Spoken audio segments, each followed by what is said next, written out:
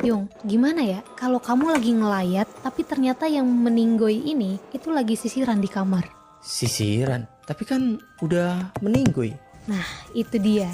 Jadi gini, ini kiriman cerita dari teman kita yang kita samarin aja ya, namanya ini Rahel.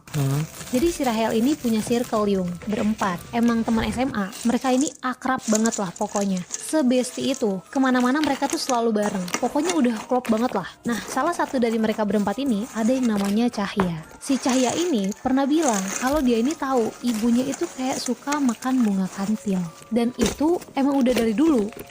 Di rumahnya si Cahya ini juga banyak banget kayak sajen-sajen gitu di beberapa spot. Mereka berempat juga udah pada tahu, tapi ya udah aja. Karena si Cahya sendiri juga udah nyeritain kan, kalau ibunya emang kayak gitu. Dan Cahya ini bilang, pokoknya siapa aja yang lagi ada masalah sama ibunya, pasti endingnya itu nggak baik. Entah sakit, gila, atau bahkan lewat. Oke. Tapi Cahya ini nggak tahu jelas sebenarnya ibunya ini emang punya ilmu atau dia itu main dukun.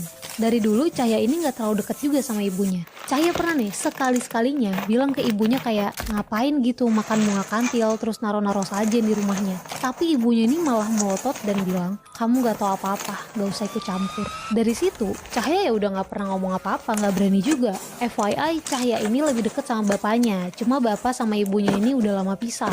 Dan bapaknya ini udah nikah lagi. Tapi karena ada beberapa hal si Cahya ini nggak bisa nih tinggal sama bapaknya. Jadi Cahya cuma sering main dan ketemu sama bapaknya gitu. Itu sedikit background dari si Cahya ya. Terus ada suatu hari di mana Cahya ini nggak masuk sekolah dan dihubungin tuh juga nggak bisa. Sampai jam masuk sekolah Cahya ini belum datang. Teman-temannya ini agak heran karena biasanya kalaupun Cahya sakit dia ini selalu ngabarin. Terus tiba-tiba ibu wali kelas mereka ini ngasih kabar kalau ternyata ibunya Cahya itu tadi malam menghembuskan nafas terakhir Yung. Nah pas udah tahu gitu di jam pulang sekolah Rahel sama teman-temannya ditemenin sama wali kelas mereka itu datang ke rumahnya Cahya buat ngelayat. Di situ ya udah rame nih. Ada bapaknya Cahya juga. Di situ mereka lihat kalau Cahya ini lagi nangis di samping jasad ibunya yang sebenarnya sebentar lagi nih mau dimakamin. Tinggal nunggu adalah adik dari ibunya yang masih OTW. Pas lagi duduk-duduk nih, si Cahya ini diminta bapaknya buat ngambil sesuatu gitu di ruangan rias ibunya. Terus Rahel sama teman-temannya bilang, udah kita aja. Terus diarahin nih sama si Cahya letak barangnya itu ada di mana.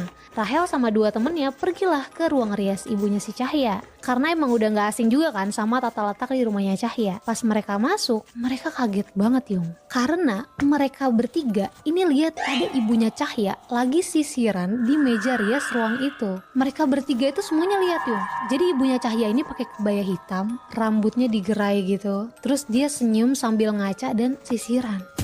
Di situ dua temennya Rahel itu langsung lari balik ke tempat